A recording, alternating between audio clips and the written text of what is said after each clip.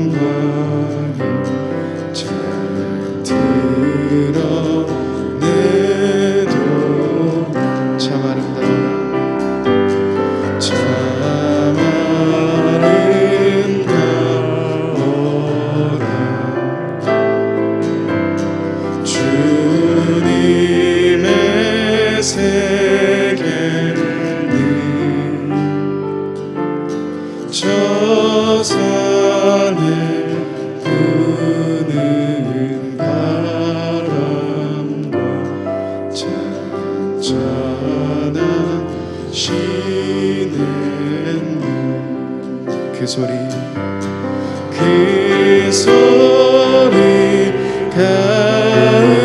가운데 주 음성 들리니 주 하나님의 큰 뜻을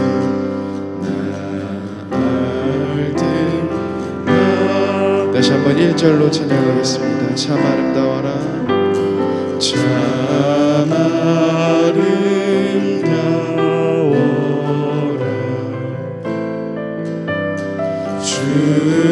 주님의 세계는 저 솔로몬의 옷보다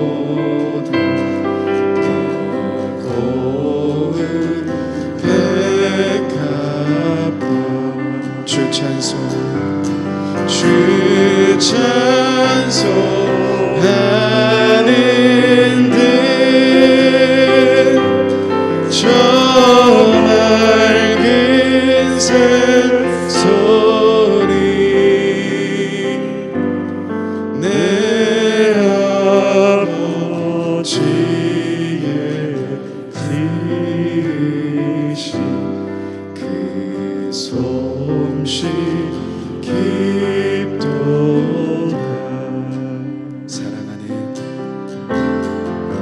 사랑하는 나의 아버지 이름 높여드립니다.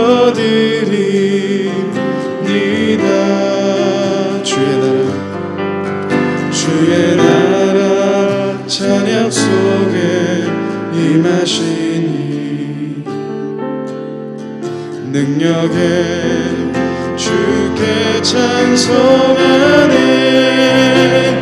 전능하신 하나님 찬양 언제나 동일하신 주 전능하신 하나님 찬양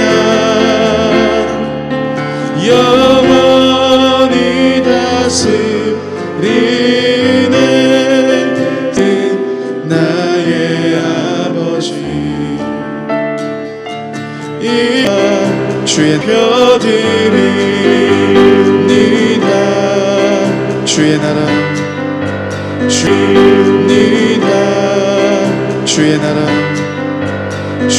나라 찬양 속에 임하시니 능력에 주께 찬송하네. 전능하신 하나님 찬양 언제나 동일하신 주 전능하신 하나님 찬양 영원히 다스리네. 전능하신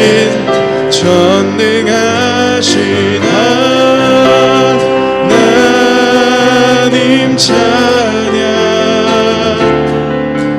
언제나 동일하신 주 전능하신 하나님 찬양 영원히 다스리네. 전능하신 하나님 찬양 언제나 동일하신 주 전능하신 하나님 찬양 영원히 다스리네. 예수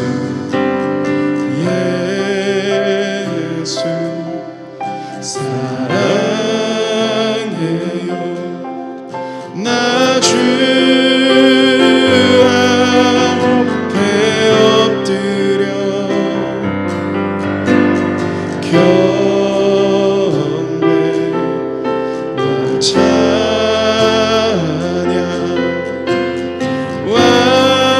함께 드리네. 찬양할래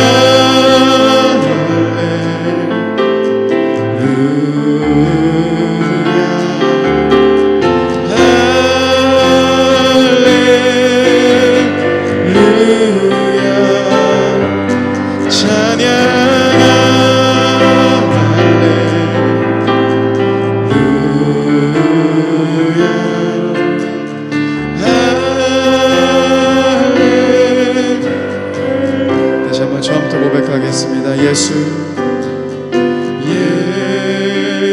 예수 사랑해요. 나 주 앞에 엎드려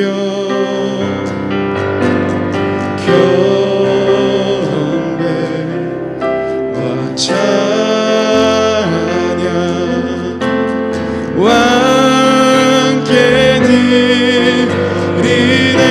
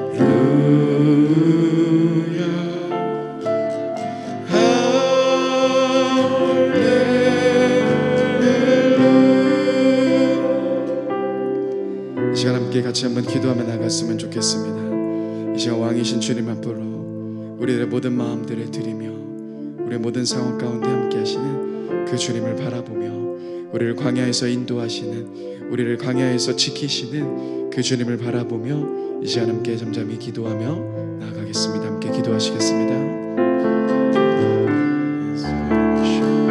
주님, 우리의 모든 마음들을 올려드립니다. 주님, 우리의 모든 상황들을 올려드립니다. 주님, 주옵소서. 주님, 우리들의 모든 상황 가운데, 우리들의 모든 광야의 상황 가운데서 주님의 인도하심을 바라봅니다. 주님의 함께 하심을 바라봅니다.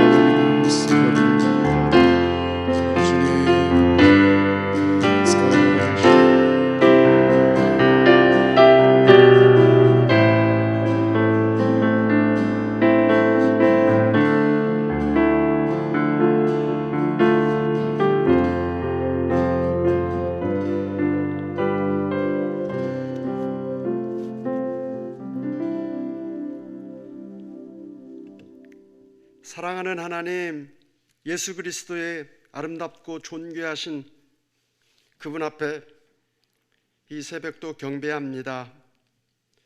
자기 백성을 죄에서 구원하셔서 우리에게 하나님과 함께 할 수 있는 영원한 생명을 주시려고 그 아들을 냄새나는 말구 위에 누이시는 것조차도 개의치 않으시고 온 백성에게 기쁨의 좋은 소식이 되실 예수님을 이 땅에 보내주셔서 감사합니다. 메시아로 오실 생명의 주님을 기다렸던 믿음의 선진들처럼 이제 우리는 속히 오리라 약속하셨던 주님의 다시 오심을 기대하며 기다립니다. 교만하고 패역한 우리들을 향하여 오래 참으심으로 돌아오기를 기다리시는 사랑의 주님 앞에 지금 기회 있을 때 믿음으로 돌이키는 은혜를 주옵소서. 대림절을 지나며 선물로 주신 예수님의 생명을 풍성함으로 누리지 못하고 세상이 주는 안락함과 편안함에 우리의 마음이 빼앗겨 버린 것들을 용서하여 주옵소서. 이제 우리를 불쌍히 여기셔서 우리 안에 주님의 마음으로 채워 주옵소서. 주님으로 인하여 기뻐하며 즐거워하게 하옵소서.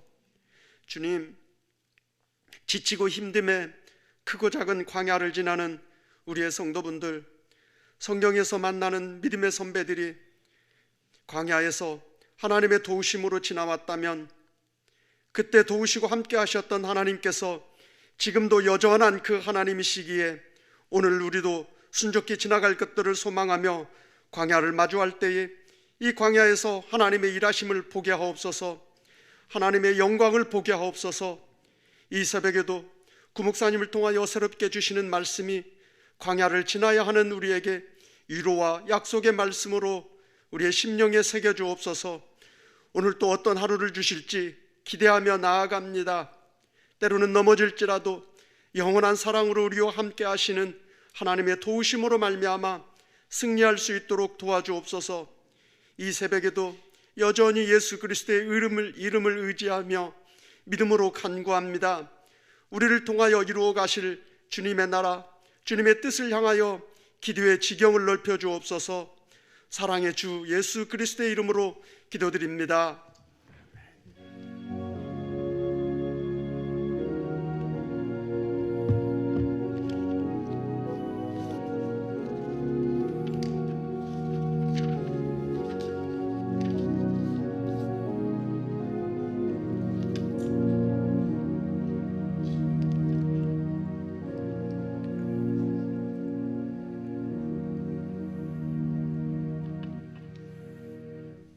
오늘 이 아침 우리에게 주시는 하나님의 말씀은 사무엘상 21장 1절에서 6절까지 말씀입니다. 사무엘상 21장 1절에서 6절까지 말씀. 오늘 우리 성경 봉독은 김성근 안수집사님, 김혜경 권사님의 딸 청년부 김선희 청년이 봉독하도록 하겠습니다. 다윗이 노베 가서 제사장 아히멜렉에게 이르니 아히멜렉이 떨며 다윗을 영접하여 그에게 이르되 어찌하여 내가 홀로 있고 함께하는 자가 아무도 없느냐 하니 다윗이 제사장 아히멜렉에게 이르되 왕이 내게 일을 명령하고 이르시기를 내가 너를 보내는 것과 내게 명령한 일은 아무것도 사람에게 알리지 말라 하시기로 내가 나의 소년들을 이러이러한 곳으로 오라고 말하였나이다. 이제 당신의 수중에 무엇이 있나이까?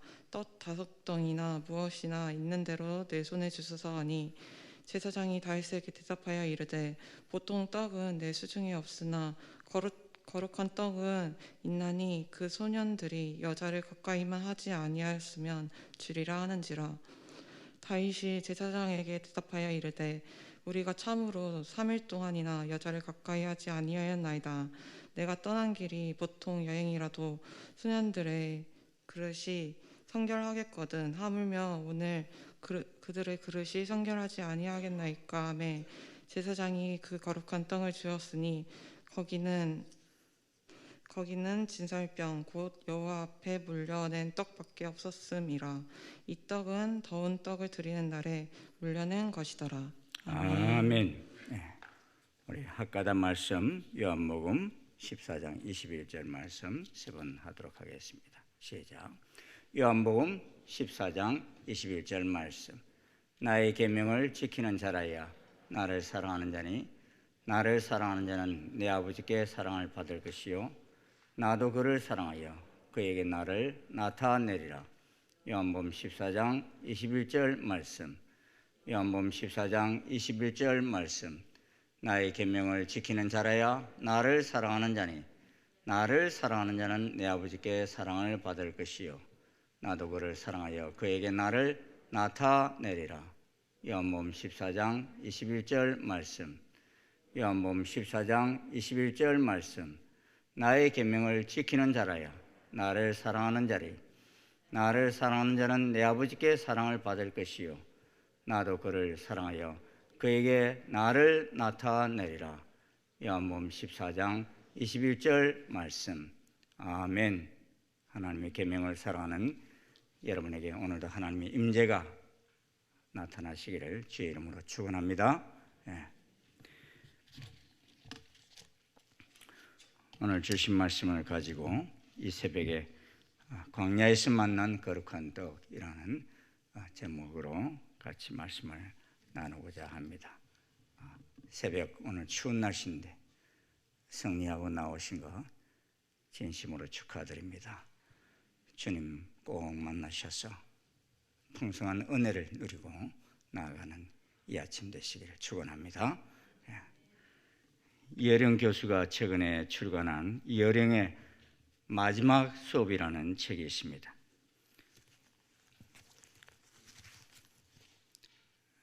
그 책에서는 죽음에 관한 말을 합니다. 이어령 교수는 그간 죽음에 관해서 많이 말했는데 마치 우리의 갇힌 호랑이를 보고 말했다면 지금은 철장 안에 호랑이가 나와서 나에게 덤벼드는 기분이다, 이렇게 표현했습니다. 이러한 심정을 가장 많이 느끼는 분이 누굴까 생각해 봤을 때 요새 코로나로 숨진 이들의 죽음을 실은 앰뷸런스 기사들과 유족들이 아닐까, 이런 생각이 들어요. 우리가 살고 있는 고양시에는 서울시립성화원이 있는데 최근에 이 성화원 주차장에는 오후 5시쯤 되면 한 20대에 달하는 앰뷸런스가 줄을 서서 기다립니다. 왜냐하면 일반 사망자 화장이 끝나는 오후 5시 30분부터 코로나19 사망자 화장을 진행하기 때문입니다. 지난 10일 하루만도 모두 29의 코로나 사망자 죽음을 화장했습니다. 위드 코로나 시행 전에는 하루 한두 건 코로나 사망자 배차 요청이 있었는데 이제는 하루 한 20명으로 늘어났다고 말합니다. 그런데 우리를 안타깝게 하는 것은 방역 집신상 유족들은 화장터에 들어갈 수조차 없기에 고인을 마주할 수 있는 시간은 3분 남짓된다는 것입니다. 유족들은 한 15m 정도 떨어져 마지막을 보냅니다. 그러게 고인의 마지막 길을 제대로 지키지도 못했다는 생각에 유족들은 황망한 마음을 감추지 못합니다. 물론 대부분 요양원에 계시는 분이시거나 연로하신 분이 많습니다. 하지만 이별의 시간마저도 제대로 갖지 못함 때문에 힘들어합니다. 이는 사실 그 누구도 원하는 일이 아닙니다. 하지만 우리 가까이 현실로 다가와 있습니다. 코로나19로 먼저 돌아가신 분들이 다른 사람들보다 더 악한 삶을 살았기 때문이 아닙니다. 이런 생명의 위기는 누구에게나 닥칠 수 있습니다. 사실 오늘 본문에 등장하는 다윗은 이스라엘에 있어서는 영웅적 존재입니다.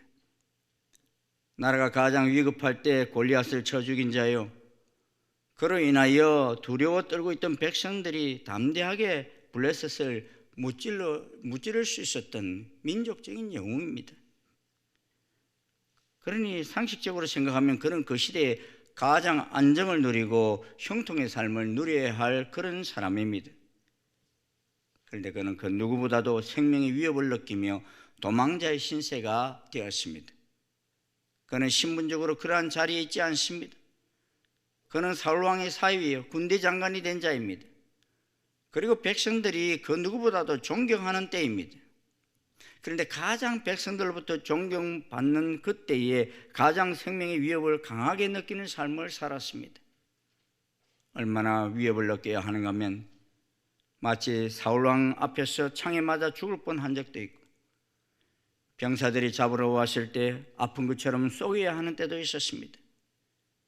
그런데 아픈 척해도 그 생명의 위협을 피할 수 없게 되자 창문을 타고 도망을 쳐야만 했습니다. 그러다 보니 그는 아무것도 가지고 나온 것 없이 도망을 쳤습니다. 돈이나 먹을 것을 가지고 나오지 못하였고 자기를 보호할 만한 무기조차도 가지고 나오지 못하였습니다. 그리고 그 무엇보다도 한동안 그 누구도 함께 하지도 못하였습니다.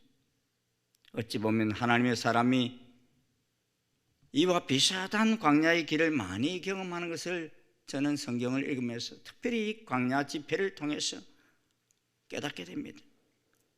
모세도 애굽 사람을 쳐 죽이고서는 아무런 준비도 하지 못하고 미디안 광야로 홀로 도망을 갔습니다.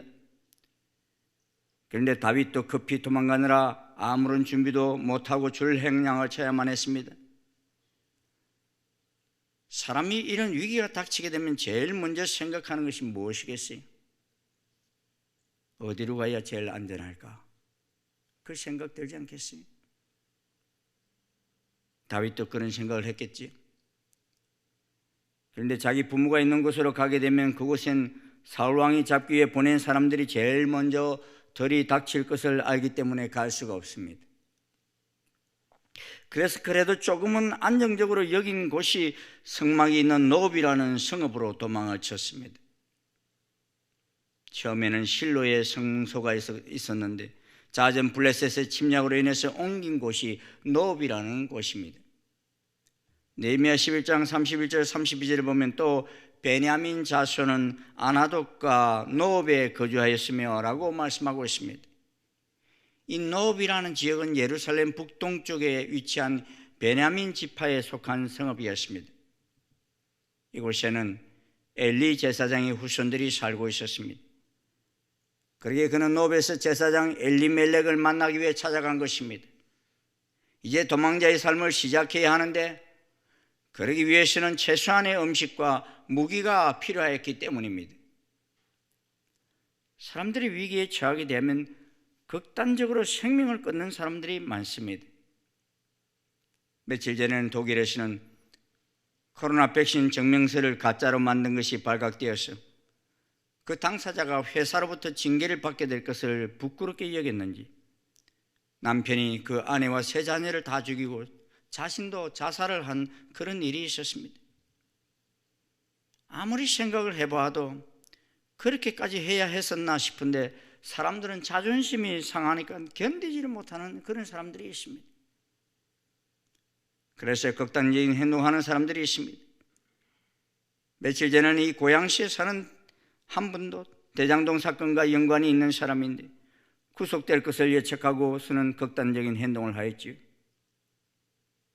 이 한국에서 극단적인 선택을 하는 사람이 하루에 36명이나 된다고 합니다. 그러니 시간당 1.5명꼴로 그런 선택을 한다는 것입니다. 이는 비단 경제적인 문제만이 아닙니다. 자신의 명예가 손상되었다 싶어도 그런 길을 가는 사람들이 많습니다. 강박감이 이런 길을 선택하게 합니다. 우리나라에서는 특별히 20대의 사망자가 무려 54%나 자살한다는 것입니다. 아마도 다윗도 도망칠 때 20대가 아니었나 여겨집니다. 다만 다윗은 극단적 위기에 처했을 때 자살을 하지 않았지만 거짓말을 하였습니다. 이 21장을 보느라면요, 다윗은 위기를 모면하고 자신의 유익을 위해 여러 번 거짓말을 하는 것을 보게 됩니다. 한 번 거짓말하게 되면 계속해서 그 말을 또 합리화시키기 위해서 거짓말을 이어가야 하는 것을 보게 됩니다. 그는 놉단에 가서 아히멜렉을 접하게 되는데 아히멜렉 제사장이 어찌하여 네가 홀로 있고 함께하는 자가 아무도 없느냐라고 묻습니다. 그는 이미 신분상으로 군대 장관이요 사울의 사위이기에 어디를 다녀도 혼자 다닐 신분이 아닙니다. 그런데 혼자 갑자기 나타나자 아히멜렉은 떨며 다윗을 영접하였습니다. 이때 다윗은 의심을 받지 않으려고 아히멜렉 제사장에게 거짓말을 합니다. 2절 말씀이지. 다윗이 제사장 아히멜렉에게 이르되 왕이 내게 이를 명령하고 이르기를 내가 너를 보내는 것과 내게 명령하는 일은 아무것도 사람에게 알리지 말라 하시기로 내가 나의 소년들을 이러이러한 곳으로 오라고 말하였나이다 라고 안심을 시켰습니다. 사실 소년들 이런 곳으로 오라 말하지 않았어요. 그런데 그랬다고 거짓말을 합니다. 그러면서 그는 이제 당신의 수중에 있는 무엇이 있나이까 떡 5덩이나 무엇이나 있는 대로 내 손에 주소서 하였습니다. 사람들이 위급한 상황을 만나면 그 위기를 모면하기 위해서 본능적으로 순간적으로 거짓말을 합니다. 이번에 인천의 한 교회 외국인 목회자 사모도 아프리카 세미나에 참석하고 돌아오는 길에 방역차를 탔느냐라는 질문에 피곤한 나머지 대충 그러하다고 거짓말을 하는 바람에 지금 큰 곤욕을 치르고 있습니다. 한동안 제 아내와 저도 종종 말다툼을 한 적이 있는데 그 말다툼한 내용이 무엇인가 하면 저는 이 강대상에 서서 대여섯 가지 이런 말을 했는데 집에 가면 아내가 그래요. 어떻게 대여섯 가지냐, 서너 가지지 그래요. 그래서 저는 거짓말을 하려고 해서보다 대수롭지 않게 한 말인데도 불구하고 아내는 제게 거짓말을 했다고 말합니다. 그래서 저희 집에서는 대여섯 가지와 서너 가지 때문에 싸워요. 네. 여러분 자신은 어디에 해당됩니까? 나는 결코 거짓말을 하지 않는다입니까? 나는 거의 거짓말을 하지 않는다입니까? 나는 종종 하얀 거짓말을 한다입니까? 아니면 나는 거짓말을 밥 먹듯이 한다입니까? 그리고 여러분 자신이 거짓말을 할 때 느끼는 감정을 가장 잘 표현한 항목이 무엇입니까? 인간인 이상 약간의 거짓말은 피할 수 없는 것으로 받아들입니까? 거짓말하는 것은 신경 쓰지 않습니까? 어떤 경우에는 거짓말도 필요하다고 생각하십니까? 거짓말을 할 때마다 죄책감을 느끼십니까? 진실한 사람이 되고 싶음으로 누가 도와줬으면 합니까? 마크 트웨이는 이런 말을 합니다. 진실은 겨우 신발을 신고 있는데 거짓말은 온 세계를 일주를 하고 있다. 그렇습니다. 진실은 너무나 거북이가 걸어가는 것처럼 느린 반면에 거짓말은 마치 토끼가 초스피드로 달려가는 것 같습니다. 거짓말의 해부라는 책을 쓴 미국의 명문 예일대 의학 박사이면서 저술가인 다이안 콤은 그가 이 책을 쓰게 된 아주 작은 한 사건을 소개하고 있습니다. 그는 독신으로 살고 있는데 유럽으로 여행을 가기 위해서 미국에서 있었던 한 사건을 환기시킵니다. 그는 주인이 없는 집에 강아지를 홀로 둘 수 없어서 강아지를 맡기려고 애완견센터에 전화를 했습니다. 그런데 애완견센터 직원이 묻기를 바부 강아지가 재접종을 할 때가 아직 안 됐죠? 라고 묻습니다. 그 순간 다이안 콤은 아차 싶었습니다. 사실 공항으로 떠나기 3일 전 자동차 사고만 없었더라면 자신의 강아지는 애완견센터에서 예방접종의 가장 모범적인 개가 될 뻔하였습니다. 1차 접종이 만료되고 2차 접종을 하러 가던 그 순간에 그만 자동차 사고가 나서 결국 동물병원과 접종 약속을 지키지 못한 채 분주한 집안 잡일에 쫓겨 강아지 접종권을 잊고 말았던 것입니다. 그를 태우고 갈 공항 택시는 이제 5분 후면 집 앞에 도착할 텐데 애완견센터의 이 신참 직원이 여행 기분이 들 때 있는 그녀의 마음을 엉망으로 만들어 놓고 말았습니다. 하지만 사실대로 말한다면 자신의 강아지는 재접종을 받지 않는 한 그 애완견센터에 맡겨질 수 없는 일이었습니다. 그러나 비행기 시간을 코앞에 두고 어떻게 딴 일을 볼 수 있겠습니까? 결론은 하나뿐, 거짓말을 하는 것이었습니다. 그래서 제 애완견 바보는 아직 재접종하지 않아도 됩니다. 무의식적인 거짓말이 아니라 아예 속이기로 작정을 한 것입니다. 그는 어느 틈에 왔는지 경적을 울려대고 있는 택시를 타기 위해 강아지와 여행 가방을 양팔에 나눠 끼고 현관으로 뛰어나갔습니다. 그리고 우선 애완견 센터에 도착해보니 입구 정면에 못 보던 공고가 붙어 있었습니다. 접종하지 않는 개는 비용만 내시면 본 센터에서도 즉시 접종해 드립니다 라는 공고였습니다. 돈만 내면 바로 접종을 해준다는 거예요. 그러나 이 새로운 조치로 인해 기회가 한 번 더 생겼음에도 그녀는 간단히 무시하고 말았습니다. 그것은 강아지 건강이나 센터의 사리 깊은 조치보다 더 중요한 것이 자신의 개인적인 위신 때문이었습니다. 몇 분 전 전화상으로 접종하였다고 뻔뻔스러운 거짓말을 한 사람이 바로 의학 박사식이나 되는 자신이었다는 사실을 밝힐 수가 없었던 것입니다. 그런데 오스트리아로 여행을 간 그녀는 어느 날 날씨가 굳어 산행을 하거나 스키를 탈 수 없어서 도서관을 찾았습니다. 그런데 고색 창년한 여성 도서관에서 한 남북전쟁 참전용사의 회고록인 얇은 책을 발견하게 되었습니다. 그런데 그 책의 표지에는 금박으로 거짓말은 결코 정당화될 수 없다라는 글씨가 또렷하게 새겨져 있었던 것입니다. 그녀의 여행은 그 책 앞에서 심히 괴로워하였습니다. 그리고 자신이 한 거짓말은 어떤 것으로도 합리화될 수 없었습니다. 그가 전화성으로 저지른 첫 번째 거짓말은 자신의 일신의 편리를 위한 것이었고, 애견센터에 가서 침묵함으로 저지른 두 번째 거짓말은 자신의 자존심 때문이었습니다. 그리고 그 두 거짓말로 인해 희생은 그의 강아지 바부가 치러야 했습니다. 또 그의 거짓말은 그곳 직원들에게도 해를 끼칠 수 있었습니다. 그녀는 평소에 늘 지키고자 스스로 내세웠던 기준이 언제나 진실하자였습니다.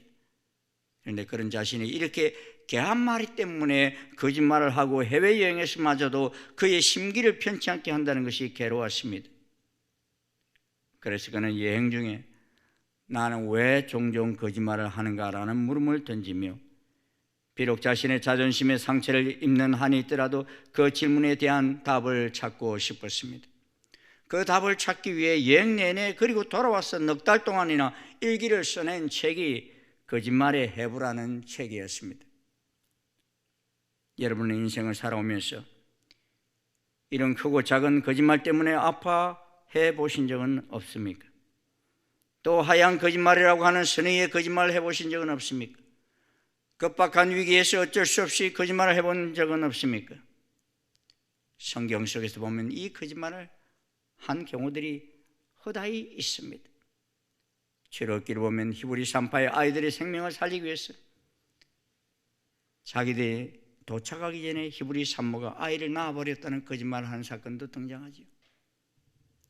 또 가나안을 정탐꾼을 살리기 위해서 거짓말하는 기생 라합의 이야기도 있습니다.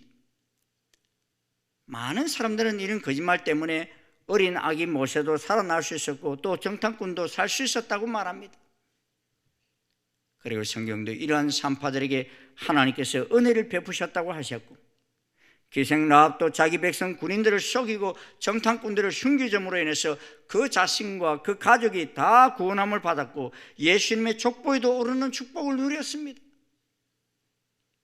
그렇다면 하나님이 이들의 하얀 거짓말을 좋게 보셔서 그렇게 하신다는 말입니까? 다양 권 박사는 말하기를 이렇게 말합니다. 하나님께서는 그들의 거짓말을 좋게 보셔서 그렇게 축복하신 것이 아니라 그들이 여호와 하나님을 경외한 그 경외심이 너무나 컸기에 그 부분 때문에 축복하셨다 했습니다. 그렇습니다. 하나님께서는 다윗이 위기의 상황에 처해서 거짓말을 하였기 때문에 그에게 떡과 칼이 주어진 것이 아닙니다. 그가 그러한 광야의 삶을 시작하면서도 제일 먼저 하나님의 집을 찾았다는 것은 그럼에도 불구하고 여호와 하나님을 경외하는 그 경외심이 그에게 있었기 때문인 것입니다. 그러기에 다윗에게 긍휼이 주어진 것입니다. 제사장 외에는 먹을 수 없었던 떡을 여인을 가까이 하지 않았기에 준 것은 당장에 먹을 것이 필요한 그에게 여호와 앞에서 물려낸 거룩한 떡을 제공한 것입니다. 그 떡은 매 안식일마다 여호와 앞에 드려진 후 제사장과 그의 자손들이 먹어야 할 떡이었습니다. 하지만 이러한 규례가 있음에도 불구하고 아히멜렉 제사장은 생명의 위협에 처한 자에게 이 떡을 주어 살리는 것이 하나님의 마음이라 여기고 다윗에게 준 것입니다. 물론 다윗에게 이러한 떡과 칼을 줌으로 인해서 나중에 아히멜렉과 제사장들에게 큰 어려움이 닥칩니다. 왜냐하면 아히멜렉이 그것을 다윗에게 주는 것을 에돔 사람 도액이 보고서는 사울 왕에게 고발하였기 때문입니다. 사울 왕이 도액의 고발을 받고서는 아히멜렉과 세마포 에봇을 입은 85명을 죽이는 죄악을 저지르고 그 제사장의 성읍인 노브의 남녀와 아이들과 젖먹는 자와 소와 나귀와 양을 칼로 쳤습니다. 어찌 보면 그 떡과 칼은 참으로 엄청난 대가를 지불하는 것이었습니다. 여러분, 예수님이 이 땅에 오실 때도 이와 비슷한 사건이 있었지요. 예수님은 떡집 베들레헴에 태어나셨습니다. 그 바람에 헤롯 왕은 예수님을 죽이겠다고 베들레헴의 2살 아래 남자아이들을 다 죽였습니다. 어찌 보면 사탄은 하나님의 구속의 역사를 이루지 못하도록 온갖 죄악을 다 저지릅니다. 그런데 그럼에도 불구하고 하나님의 구속의 역사는 결코 중단되지 않습니다. 어떻게 해서든지 하나님의 뜻은 이루어집니다. 다윗도 바로 그 엄청난 대가를 지불하는 떡과 칼을 얻었지만 그를 통한 하나님의 나라가 이루어졌습니다. 그 이후 다윗을 통하여 태어난 솔로몬을 통하여 예수 그리스도가 이 땅에 태어나시기 때문입니다. 사랑하는 중신 성도 여러분, 지금 우리는 급격히 쫓기는 신세입니까? 떡이 필요하고 칼이 필요한 때입니까? 아무도 날 도와줄 리가 없다고 여길 때입니까? 어떤 어려움에 처했을지라도 좌절하거나 낭망하지 마시고 가람되어 하나님 앞으로 나아오십시오. 나를 위해 엄청난 대가를 지불하고서 죄악의 구렁텅이 속에서 건지시고자 임재하시는 예수님께서 지금 우리와 함께 하시기 위해 마음의 문을 두드리고 있습니다. 우리는 혼자가 아닙니다. 주님께서는 세상 끝날까지 우리와 함께 하십니다. 광야의 길에서도 함께 하시고 도망가고 있는 중에도 함께 하시고 내 인생 중 최악의 상황 속에서도 함께 하십니다. 하나님은 오늘도 우리에게 거룩한 떡을 먹여주시는 것은 내가 이 광야 같은 세상을 잘 이기고 나아갈 수 있도록 주신 것입니다. 나를 통하여 하나님은 이 시대 속에서 새로운 구원의 역사를 이루어 가실 것입니다. 그 믿음을 가지고 오늘도 힘차게 달려가는 대림절이 되시고 여러분 손길로 인해서 여러분의 기도로 인해서 죽어가던 생명들이 살아나는 이 대림절기가 되시기를 주의 이름으로 축원합니다. 축원합니다.